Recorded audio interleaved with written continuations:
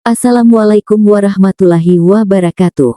Selamat datang di channel As by Story. Jangan lupa like, komen dan subscribe serta aktifkan lonceng notifikasi agar tidak ketinggalan cerita menarik lainnya. Sekarang mari kita mulai ceritanya. 2 bulan kemudian, Gita sudah dapat kerjaan di warung nasi depan pasar tradisional. Tugasnya sebenarnya sederhana, yakni mencuci perlengkapan makan, tetapi sangat melelahkan karena kedai ini selalu ramai pengunjung. Gajinya dihitung harian, dihargai 3 lembar uang 10 ribuan, bekerja dari pagi jam 6 pagi sampai jam 6 sore, atau sehabisnya barang dagangan. Kadang bisa lebih cepat atau lebih lambat untuk Gita pulang ke rumah.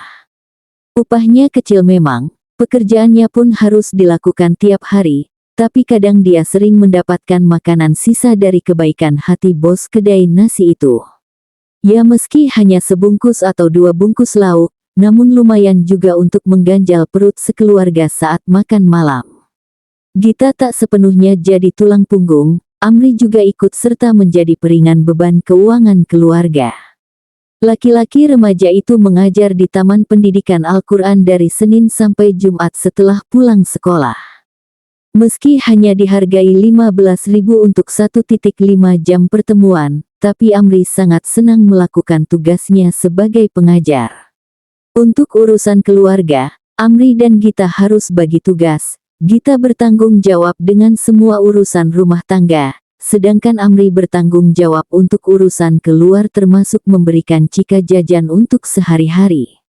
Secukupnya, meski aslinya mereka kekurangan, bahkan untuk buku sekolah di ajaran baru pun mereka tak mampu membeli sepenuhnya. Kertas-kertas kosong di buku lama dijilid kembali ke tempat fotokopian lalu digunakan lagi meski tiap lembarnya tak seragam. Untunglah kedua adik Gita itu sadar kondisi, Cika tak banyak menuntut dan Amri pun mulai mencari pekerjaan lain sebagai pengrajin ketupat di malam hari kalau ada tawaran dari tetangga. Walaupun intensitasnya itu terhitung jarang, tapi lebih menenangkan dibanding remaja laki-laki itu harus melaut lagi untuk menyambung kehidupan. Gita pulang selalu dalam kondisi kelelahan yang berarti.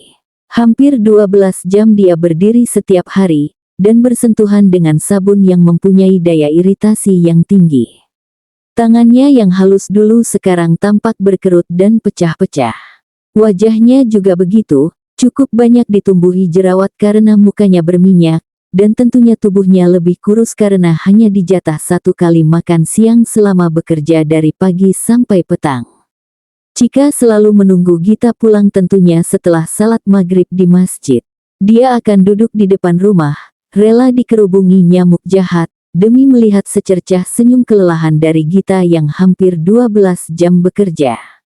Tapi pelukan hangat antara mereka berdua mampu menghilangkan semua keluh kesah, apalagi kalau Gita membawa buah tangan seperti sekarang.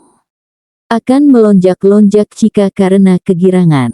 "Kak, pakai lauk apa tuh?" "Tempe bacem sama tahu semur." "Baik banget bapak pemiliknya ke kakak, alhamdulillah."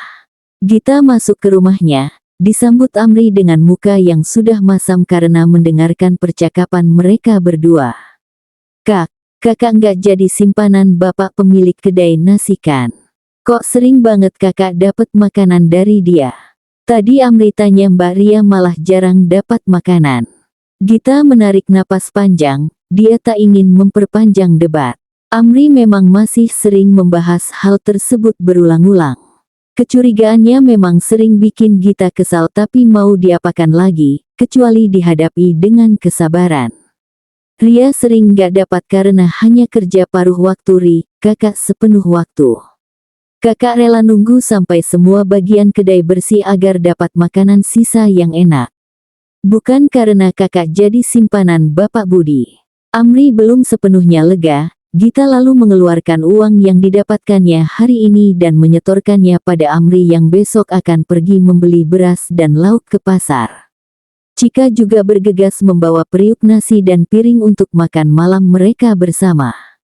Saat makanan itu sudah ada di hadapan masing-masingnya, mereka melantunkan doa, lalu menghabiskan makan malam mereka dengan penuh sukacita. Gita membaringkan diri di atas kasur kapuk untuk menjemput kantuk. Badannya kelelahan, tapi matanya belum bisa berkompromi agar tertidur lelap.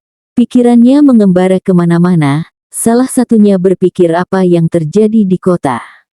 Setelah dibayangkan berlama-lama, ternyata dia pernah menikmati indahnya surga dunia, saat semua kebutuhannya dulu terpenuhi tanpa harus banting tulang seperti ini. Meskipun majikannya yang dulu itu sering bikin rusuh, tapi tetap saja Gita merasa diperlakukan manusiawi dibanding harus bekerja 12 jam hampir tanpa henti dan selalu bergelut dengan busa-busa beserta piring kotor disertai bau pasar yang busuk. Gita rindu Jevi dengan semua kerumitan hubungan mereka yang lebih dari hanya sekadar pembantu dan majikan. Laki-laki itu menjelma sebagai penyelamat sekaligus pembunuh hidupnya. Seperti sosok seorang ayah meski terkadang terlalu diktator dalam mendidiknya sehingga tak jarang Gita pun sering kesal dibuatnya. Tapi laki-laki itu manis juga, hangat juga, tapi dalam waktu bersamaan juga banyak kepura-puraan yang dia tunjukkan. Laki-laki yang terlalu banyak main wanita memang punya banyak kerumitan di hidupnya. Alasan mereka bermacam-macam, mulai dari membunuh kesepian, melepaskan dendam, kesenangan, atau bisa juga sedang berusaha melepaskan trauma. Tapi untuk Jevi semua alasan itu ada, itulah yang membuat Gita tak sepenuhnya percaya dengan pernyataan cintanya. Chika datang mengendap-endap, membuka pintu yang rapat itu sepelan mungkin agar Amri yang tidur di ruangan tengah tak terjaga, lalu menemui Gita yang sudah berbaring di ranjangnya. "Ada apa, Ci?" Chika menempelkan telunjuknya ke bibir. Menyuruh Gita memelankan suaranya. "Kak, Chika mau ngasih kabar sesuatu." Chika bergerak mendekati kakaknya, kemudian naik ke ranjang agar bisa membisikkan sesuatu ke Gita yang siap mendengar. "Om Jevi." Chika mengangguk. "Tadi Om Jevi datang, Kak, bawa banyak barang ke sini. Tapi diusir Kak Amri, dia akhirnya pergi." Jantung Gita memompa lebih cepat. Sudah lama memang dia tak mendengar kabar pria itu secara lebih dekat. Om Jevi tetap ganteng, tapi matanya sekarang berkantung, kayaknya dia kurang tidur. "Kasihan ya Kak, terus dia ngapain lagi, Ci?" "Tadi dia ngasih tahu ke Chika dia nginap di hotel mulia di dekat pantai wisata. Terus dia ke rumah kita, dia ngajak Chika bicara, dan dia ngeluarin barang-barangnya. Tapi Kak Amri datang buat nyuruh dia pergi dan ambil lagi barangnya, Kak," sambil bentak-bentak juga Kak Amri. "Kasihan dia, Kak." Gita tersenyum sekilas, ternyata majikannya yang dulu itu masih ingat dengan dirinya itu, padahal hampir tak ada lagi media komunikasi yang bisa membuat mereka terhubung lagi. Amri sudah mengganti nomornya, begitu juga dengan Gita. Bahkan HP gadis itu tak lagi memakai teknologi Android. Setelah telepon selularnya benar-benar rusak, kini dia memakai HP ibunya yang jadul dengan keypad tapi masih bisa dipakai untuk berkomunikasi SMS dan telepon. Tapi sayangnya kontak Jevi sudah tak ada lagi. Kira-kira besok dia masih ada di sana nggak ya? "Kakak ingin tahu kabar majikan kakak dulu, Ci." "Semoga sih Kak." "Cie, kakak ketemu Om Jevi lagi. Kakak suka Om Jevi ya?" "Cie." Gita mencubit pelan Chika, lalu gadis kecil itu turun dari ranjang dan pergi ke ruang tengah untuk beristirahat sampai pagi menjelang. Gita terjaga lebih pagi, sebelum azan subuh berkumandang di desa ini. Dia mandikan tubuhnya dengan air dingin, dia cari pakaian di lemari yang paling pantas dikenakan untuk bertemu Jevi, lalu dia sisihkan segera sebelum Amri menyuruhnya subuh berjamaah. Sebenarnya dalam perasaan Gita tak ada alasan yang pasti mengapa dia tergerak bertemu laki-laki itu, mungkin antara penasaran atau menebus rasa bersalah karena adiknya kemarin menghardik mantan majikannya tersebut. Dia keluar rumah lebih awal, sebelum matahari belum terbit utuh. Gelap hanya sedikit terpecah dari matahari yang baru muncul di ufuk. Pukul 5:30 kurang 10 Gita sudah berjalan ke arah yang berlawanan dari tempat kerjaannya di pasar tradisional. Tadi ke Amri dan Cika alasan pagi-pagi kepergiannya adalah untuk datang bekerja lebih cepat. Tapi alasan sebenarnya adalah ingin menemui Jevi di penginapan mewah itu. Hotel itu tak berpindah. Benar ini alamatnya, hotel mulia yang dekat pantai wisata. Dua patung barong menyambutnya saat berada di depan bangunan dengan 4 lantai tersebut. Gita yang tak bisa menghubungi Jevi untuk membuat janji terlebih dahulu, dia nekat menanyakan kamar mantan majikannya itu ke meja resepsionis. Berbekal keterangan hubungan antara pembantu dan majikan beserta HP-nya yang mati, akhirnya dengan mudah dia dapat melenggang ke kamar 202 tempat Jevi berada. Benar, harusnya Jevi Nugraha masih ada di sana. Mungkin mantan majikannya itu di hari libur ini masih terlelap dan bermimpi-mimpi indah. Pintu dia ketuk, Gita sudah tak sabar bertemu majikannya tersebut. Meskipun harus menunggu 3 menit untuk menanti pintu itu terbuka, tapi tak menampikkan jika bertemu Jevi lagi bisa membuat rindunya melabuh seketika. Laki-laki itu masih mengusap mata, kembali meyakinkan diri jika itu benar-benar wanita yang dia cinta. Gita tersenyum menatap pria yang kelihatan masih tak percaya. Bagaimanapun waktu pertemuan terakhir mereka lebih dari 2 bulan yang lalu, tentunya sebelum penggerebekan, mereka tetap punya kenangan indah, bermesraan di atas sebuah ranjang mewah di apartemen itu. Git, ini elukan. Gita mengangguk, lalu kembali tersenyum sambil menatap Jevi dengan mata indahnya itu. Kok bisa di sini? Cika yang kasih tahu Gita, Om apa kabar? Gue kagak baik-baik aja kalau nggak ada lu.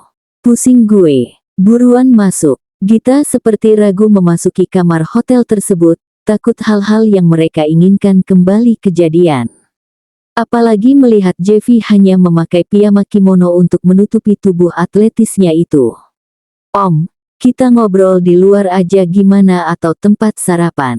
Gita memberikan opsi. Jevi menarik tubuh Gita untuk memasuki kamar ini segera, lalu menutup pintu dengan rapat. Dan Gita masih takut-takut berada di ruangan sama dengan pria itu apalagi pintunya tidak ditutup. Duduk, lu kenapa sih, kelihatan bingung aja. Takut. Gita melakukan perintah Jevi dengan menarik satu kursi dan mendudukinya walaupun hatinya belum tenang sepenuhnya. Kenapa nih sugar baby gue kelihatan jadi nggak keurus gini? Emang kerjaan lu jadi tukang cuci piring berat banget ya Git? Makanya, waktu itu gue tawarin kerjaan yang paling enak malah nggak lu ambil. Lah ujung-ujungnya sama juga, lu difitnah jadi simpanan gue tapi lu nggak dapetin apapun, hahaha. Jevi tertawa, Gita manyun. Baru juga bertemu beberapa menit saja, Gita sudah dibikin kesal. Tapi begitulah Jevi dari sudut pandang mantan pembantunya itu, kalau dekat sering dibenci tapi kalau jauh pasti dirindu. Om jangan gitu, nyebelin deh ah. Sebal. Gita mendengus lalu melipat tangannya di bawah dada. Jevi yang melihat ekspresi Gita yang demikian, menganggapnya sangat lucu. Dia dekati tubuh gadis yang duduk itu, lalu dia koreksi satu persatu apa yang harus dibenahi dari penampilan Gita tersebut. Lu ntar jam 8 dirawat ya Git, di bawah ada spa terus siangnya kita ke salon. Aduh, gini banget baby kesayangan gue. Kenapa tangan lu pecah-pecah gini Git? Bekas luka di kening lu setelah dihantamkan dahlia juga masih ada, kenapa juga lu ceking gini? Kemana nih Gita gue yang mempesona tiada taraf, kenapa malah jadi kayak babu yang kena siksa majikan banget muka lu sekarang? Gadis itu memang kelihatan menyedihkan, dia tak lagi secantik dulu, dan di guratan mukanya terlihat ada ukiran penderitaan yang teramat dalam. Om, Gita kesini mau tahu kabar Om aja, jangan komentari Gita. Ucap Gita menghindari tatapan Jevi. Kabar gue buruk, karena nggak ada lu yang suka berisik di rumah gue. Mending lu sama adik-adik lu itu balik lagi sama gue ke kota. Semuanya tersedia, kecantikan paripurna lu terjaga, hidup lu bahagia. Lagian sok-sok idealis amat dah itu si Amri yang ngejut lu jadi simpanan gue. Ah, gue jadi nyesal, mending gue hamili aja lu dulu kemarin-kemarin dibanding cuma melekatkan citra simpanan om-om pada diri lu itu. Kalau lu hamilkan mau tak mau Amri akan bertahan di kota demi minta pertanggungjawaban gue. Kelamaan mikir gue sebelumnya. Sok-sokan juga gue mau jaga lu padahal di banyak kesempatan lu yang udah gila buat meminta. Gita melipat keningnya dengan perasaan malu akibat kejujuran mantan majikannya tersebut. Tapi tak semudah itu juga masalah ini bisa diselesaikan dengan status kehamilan di luar nikah. Sedangkan dicurigai simpanan saja, Gita berkali-kali juga dia harus bergelut dengan kesabaran. Apalagi nanti Gita dihamili Jeffy. Bisa-bisa Amri akan mencoba merajamnya karena perilaku zinanya sudah keterlaluan. Salah Gita juga Om, karena Gita yang bikin Kak Dahlia percaya jika Om adalah sugar daddy Gita. Maafin Gita juga ya Om. Napas Jeffy seperti akan berhenti sewaktu Gita menyebutkan nama tersebut. Dahlia sekarang masih menjadi calon istri Jeffy tapi dengan tingkah yang semakin menggila. Semakin lama berhadapan dengan wanita norak itu bisa-bisa membuat Jeffy pecah kepala. Sakit kepala gue ngadapin dia Git, pengen gue bakar aja tuh orang. Abis itu gue hilangin deh bukti video call mantap-mantap itu. Terus gue nikahin lu, gue bikin anak banyak-banyak, terus kita hidup bahagia selamanya. Gita tertawa mendengarkan rencana mantan majikannya itu. Jeffy terlalu bahagia melihat Gita berekspresi demikian. Sepertinya semua beban di kepalanya jadi lepas dan bebas. Lu kembali kelihatan sangat cantik kalau lu ketawa Git, aura lu berubah. Gue tahu kok lu nggak baik-baik saja saat menanggung semuanya. Gue kemarin nanya ke Cika, katanya lu kesulitan untuk bayar sekolah Amri, beli buku, sama sering nunggak beli token listrik. Gue juga heran tuh uang beli HP 28 juta benar-benar dikembalikan sepenuhnya ke gue padahal gue yakin kalau dijual pun itu HP harganya tak mungkin segitu. Udah gila keluarga lu emang. Sampai segitunya ngitung hutang. Gita kembali sendu, memang benar, uang tabungan Gita dipaksa Amri untuk dikembalikan lagi ke Jeffy demi menghalangi uang haram beredar pada keluarga kecil itu. Jadinya kehidupan mereka benar-benar dimulai lagi dari awal, tanpa adanya simpanan tabungan. Gadis kesayangan gue jadi menderita dan harus nanggung semuanya. Nggak kebayang gue Git, entar kalau lu jadi pejabat bakal miskin sepertinya, lu terlalu jujur dalam ngelola duit. Tapi itu yang bikin gue semakin yakin buat ngebawa lu ke hubungan lebih lanjut sih. Sabar ya, gue pasti nikahin lu. Tapi ngomong-ngomong cincin lu mana? Gita mengeluarkan satu cincin berlian yang disimpan di dalam kain dari tas sandangnya. Lalu memasangkan kembali ke jari manisnya dengan seketika itu juga. Tuh, tapi Gita harus sembunyiin ini dari Amri Om. Takut malah disuruh kembaliin ke Om. Ya walaupun, tunangan kontrak 1 bulannya sudah selesai. Tapi Gita belum sepenuhnya menang karena hari sisanya kita malah tak berjumpa dan saling berjauhan, kenang Gita dengan mata berkaca-kaca. Lu sekarang udah cinta gue belum Git? Gita kangen Om aja. Kalau masalah cinta, Gita nggak tahu. Tapi Ashar akhirnya sekarang sudah benar-benar terlupa. Itu aja yang Gita rasa. Jeffy menjauhi Gita, lalu menghempas tubuhnya ke ranjang king size di kamar ini. Dia siapkan kalimat berikutnya dengan pertimbangan yang matang. Lu tidur bareng di sini malam ini bisa nggak Git? Kita bercinta, gue jamin lu bakal jatuh cinta dan tergila-gila sama gue setelah itu. Deal.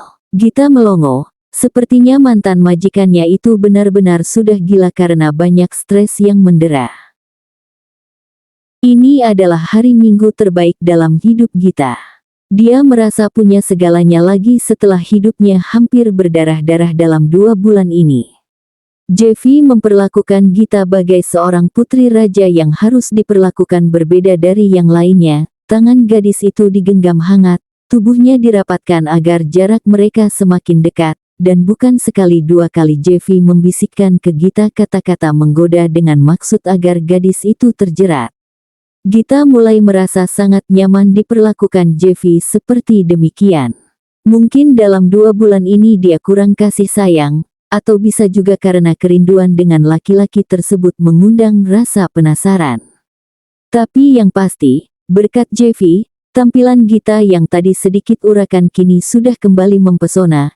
Gita kembali cantik paripurna setelah ditreatmen pada spa dan klinik kecantikan, rambutnya dirapikan, daki di seluruh tubuhnya dirontokkan, wajahnya difacial lalu diberi make up minimalis dan tentunya pakaian Gita juga diganti Jeffy dengan baju yang kelihatan lebih cocok untuk gadis 19 tahun itu untuk berjalan-jalan di pantai siang-siang. Dress dengan tali yang diikatkan ditekuk, panjangnya selutut kurang sedikit, tapi tentu saja Jeffy hanya mengizinkan Gita berpakaian terbuka seperti demikian hanya dalam pengawasannya. Jangan coba-coba pria lain melirik Gita lebih dari 5 detik, kalau tak mau dipelototi Jeffy dengan galak. Laki-laki itu egois, aurat wanitanya diumbar-umbar tapi tidak untuk dilihat-lihat laki-laki lain dengan tatapan penuh birahi. Lu kembali cantik Git, tangan lu jadi lebih halus dibanding sebelumnya. Lu resign kayak dari warung nasi itu dan kerja di tempat yang lain sih, misalnya nih ya jadi teller bank atau penjaga toko. Nggak tega gue ngeliat lu menderita dengan kerjaan kasar kayak gitu. Masa tunangan Jeffy malah jadi babu dapur sampai segitunya.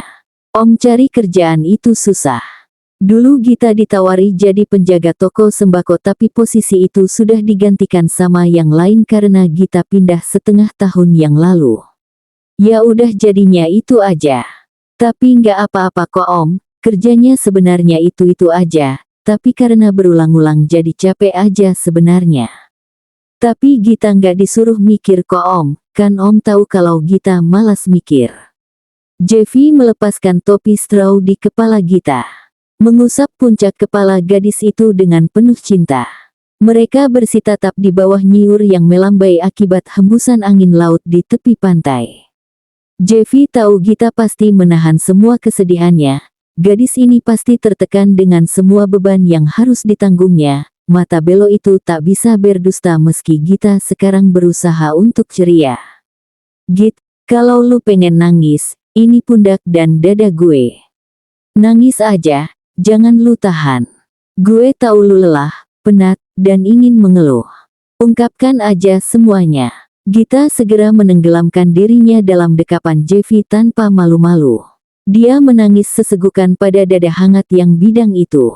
Jeffy tak peduli jika baju polo yang dia kenakan basah karena air mata dan ingus wanita yang dia cinta.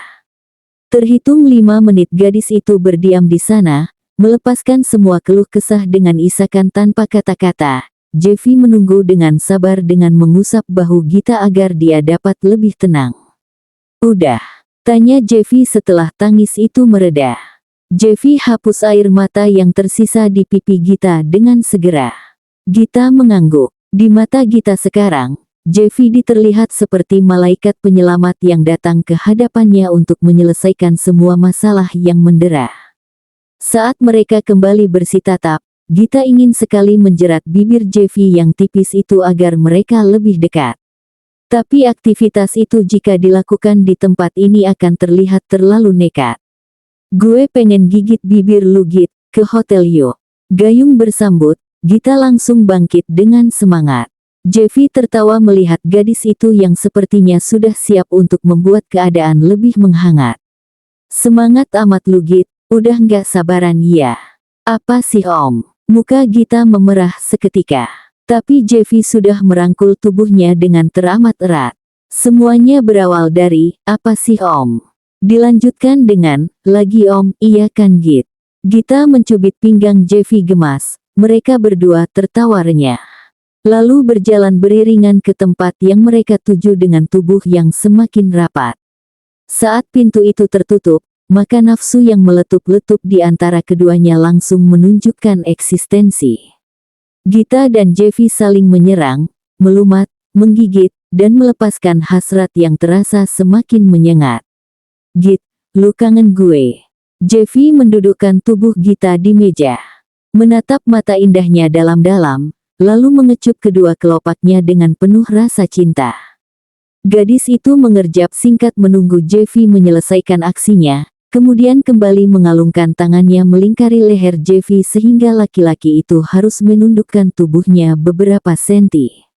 Om, Gita deg-degan. Apa itu artinya perasaan Gita sekarang lebih dari sekadar rindu ke Om? Jeffy mengulum senyumnya, lalu membisikkan kalimatnya tepat di daun telinga Gita. Gue harap iya Git, please cintai gue dengan sepenuh jiwa lu. Soalnya gue sudah mencintai lu dengan apapun yang gue punya, bukan hanya sekadar jiwa. Jeffy tarik kuping Gita dengan giginya dengan lembut. Gadis itu merintih dan mendesah-desah yang membuat Jeffy semakin resah. Ah, Gita mau Om Jeffy. Gita eratkan kalungan tangannya agar wajah Jeffy semakin mendekat. Dia kembali lumat bibir itu dengan nikmat. Jeffy sudah tak sabaran. Dia angkat Gita agar bisa bertopang di pinggangnya agar mereka kembali menyecap bibir masing-masingnya dengan lebih dalam. Posisi Gita sudah seperti pelukan koala di pohon eukaliptus. Jeffy tarik simpul tali yang ada di tekuk Gita segera. Seketika dress itu melorot dan segera terpampang strapless bra yang kini bisa diamati laki-laki itu tanpa penghalang apa-apa. Sepasang daging menyembul dari pakaian dalam itu dan tentunya terlihat sangat menggemaskan. Belahannya yang indah terbentuk karena kedua daging itu berdesak-desakan ingin menguasai tempat yang terbatas. Gita yang terbawa suasana tak dapat menolak ataupun risih karena pakaiannya itu sudah berpindah akibat ulah tangan nakal omong bejat ini. Sekarang, Jeffy hempaskan Gita ke ranjang mewah tersebut. Dia turunkan dress yang kini sudah melorot sampai ke lutut melewati kedua kaki Gita. Dia lempar tak tahu arah, lalu dia kurung gadis itu dengan tangannya yang kekar. Lu tahu apa akibat dari semua kepasrahan lu ini kan Git?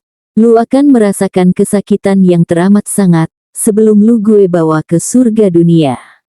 Gita mengangguk pasrah dengan nafsu yang membuncah. Dia kembali tarik wajah Jeffy dengan penuh gairah. Napasnya kembali mendesah-desah, tanpa terasa pakaiannya telah dilucuti sempurna. Begitupun dengan Jeffy yang sudah tak memakai apa-apa. Satu hal yang paling disukai Jeffy sekarang ada di depan matanya. Saat sepasang netranya terbuka kembali ketika senja, yang dia lihat pertama kali adalah Gita yang tidur di rangkuhannya. Kulit lembab mereka bersentuhan di dalam satu lembar selimut hangat. Sangat dekat meski tak harus kuat dalam menjerat. Jeffy mengecup puncak kepala Gita beberapa saat. Matanya kembali basah karena rasa bahagia dan bersalah yang kini muncul serentak. Beberapa waktu yang lalu, dua orang itu melakukan pergulatan panas di ranjang yang mereka tiduri sekarang.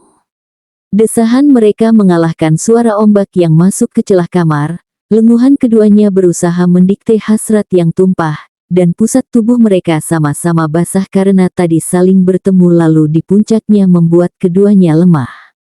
Gadis yang terlelap itu bergerak, seakan ada yang memberitahukannya dengan siapa yang sudah menunggunya untuk terjaga.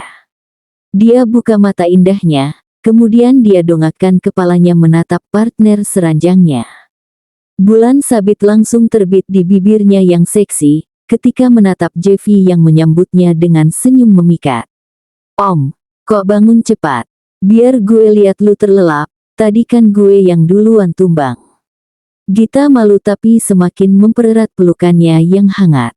Jeffy kembali mengecup kening wanita tersebut dengan penuh cinta. Om, kok nangis? Tadi siang Om juga nangis. Om kok suka nangis sih sekarang? Jadi kayak anak kecil tahu. Gita mengusap air mata Jeffy yang tumpah dengan gerakan lambat. Laki-laki itu terisak semakin kuat. Om, jangan nangis, Gita nggak apa-apa. Maafin Gita ya bikin punggung Om luka-luka karena cakaran kuku Gita. Jeffy menaikkan punggungnya. Lalu bersandar di kepala ranjang dengan muka frustasi yang teramat sangat. Dia seperti sedang menyesali sesuatu yang besar sekali. Gita juga angkat punggungnya untuk mengikuti gerakan pria tersebut. Sembari menutupi dadanya dengan selimut. Om, jangan nangis. Kalau Om nangis, Gita bingung harus berbuat apa Om. Selama ini Gita percaya rasa aman yang Om berikan ke Gita. Pinta wanita yang rambutnya agak berantakan tersebut. Maaf ya Git, kalau tadi gue sempat bikin lu teriak karena kesakitan yang lu terima saat kepunyaan gue berusaha menghentak. Maafin gue juga karena udah ngambil kesucian lu dengan sengaja dan bikin lu menikmatinya meskipun kita sama-sama tahu itu dosa besar. Maafin juga karena gue. Gita menghentikan permintaan maaf Jeffy dengan meletakkan satu telunjuk di bibir mantan majikannya tersebut. Lalu dia ucapkan buah pemikirannya. Om, kita melakukannya karena sama-sama mau. Om jangan merasa bersalah sampai segitunya. Udah ya Om, jangan sampai menyesali secara berlebihan. Wanita itu mengenang, tadi siang Jeffy memukuli kepalanya sendiri karena darah segar keluar mengaliri pangkal paha Gita setelah selaput itu robek dengan sekali hentakan yang teramat kuat. Gita menjerit, menahan kesakitannya, lalu melepaskannya dengan menggoreskan punggung Jeffy dengan kukunya yang cukup panjang. Darah menetes ke alas kasur berwarna putih bersih, membuat bercak, sedangkan Jeffy berteriak karena penyesalannya datang bertubi-tubi dan sulit sekali terkendali. Hanya 15 menit kesedihan itu tumpah, seiring keringnya darah di bagian sensitif Gita, hasrat mereka berdua kembali berulah, malah sempat-sempatnya mengeksplorasi posisi bercinta. Meskipun Gita masih merasakan sakit yang mendera akibat bagian tubuhnya kembali dimasuki meski tidak siap, tapi rasa nikmat yang muncul sudah tak bisa berdusta, lebih menakjubkan dari perih yang mendera. Git, tadi itu pengalaman gue memperawani seorang wanita, rasanya lebih menyesal dibandingkan saat gue lepas keperjakaan waktu gue masih seumuran lu. Hati gue sekarang bingung Git, antara bahagia sama kecewa dengan diri gue sendiri karena nggak bisa mastiin lu terjaga dari terkaman dan kebejatan diri gue sendiri. Lu kehilangan kegadisan lu Git, lu kehilangan kehormatan lu. Jeffy agak meninggikan suaranya, sepertinya hormon kortisolnya lagi berada di puncak-puncaknya. Om, udah, Gita nggak apa-apa. Bukannya Om ingin bikin Gita hamil agar nanti Om bisa bawa Gita ke kota. Lupain ya, semua penyesalan Om. Gita nggak suka Om kayak gini. Jeffy sekarang seperti penjahat kelamin yang bertobat nasuha. Menyesali ulahnya yang seharusnya adalah aktivitas biasa, hanya karena merenggut kesucian wanita yang dia cinta. Jeffy terpekur, lalu Gita memeluknya dengan detak jantung yang sudah tak teratur. Selimut yang menutupi tubuh mereka akhirnya terkulai sampai di pinggang keduanya. Jeffy tak akan kuat saat kulit halus nan terang itu kembali bersentuhan dengan tubuh kekarnya. Apalagi matanya sekarang dapat melihat pemandangan indah itu di dekatnya dengan teramat leluasa. Lu indah Gita, gue cinta lu. Tangan Jeffy sudah meraba leher Gita yang halus dan mulus, lalu meletakkan bibirnya di sana. Wanita itu terperanjat, hasratnya melonjak, dan segera dia duduki paha Jeffy sehingga mereka berhadap-hadap. Nafsu mereka sudah memanjat-manjat, waktunya terlalu tepat, bersetubuh dalam terpaan matahari yang melalui kaca di senja yang hangat. Gita melompat dari ranjang hotel itu setelah melilitkan satu potong handuk di tubuhnya yang polos. Berusaha berjalan ke arah kamar mandi yang letaknya tak jauh dari tempatnya berada. Pekerjaan yang sebenarnya sangat mudah, tapi sekarang terhambat oleh rasa sakit yang mendera di pusat tubuhnya sehingga sulit baginya untuk bergerak. Sakit Git? Tanya Jeffy yang baru keluar dari kamar mandi. Iya Om, pas jalan rasanya aneh dan sakit Om. Kenapa iya? Jeffy lalu mengangkat tubuh Gita, kemudian membawanya masuk ke kamar mandi. Dia dudukkan tubuh tunangannya itu pada bathtub setelah melucuti handuk yang meliliti tubuh Gita. Dia nyalakan air dan diisinya sabun sehingga menciptakan ruap-ruap yang naik perlahan-lahan untuk menelan tubuh Gita yang telanjang bulat. Jeffy tak akan kuat melihat pemandangan itu tanpa mendekat, dia putuskan kembali bersedekap dengan tubuh wanita itu dengan hangat. Jeffy bersandar di salah satu ujung bathtub dan Gita meletakkan tubuhnya di dada Jeffy yang bidang. Mereka bercengkrama saat hari sudah mulai gelap, mengejar harapan yang jarang terucap, lalu meminta pandangan lawan bicaranya agar harapan itu dapat lebih mantap. Om, Gita ingin lanjut kuliah, jika nanti ada kesempatan balik lagi ke kota. Tapi udah nggak mungkin kayaknya, karena Amri nggak suka Om. Lu buruan hamil makanya, entar gue nikahi, abis itu lu punya anak, dan baru deh lu lanjutin kuliahnya. Deal, kata Jevi santai. Tapi Amri kayaknya bakal musuhin Om terus sih kalau Gita hamil.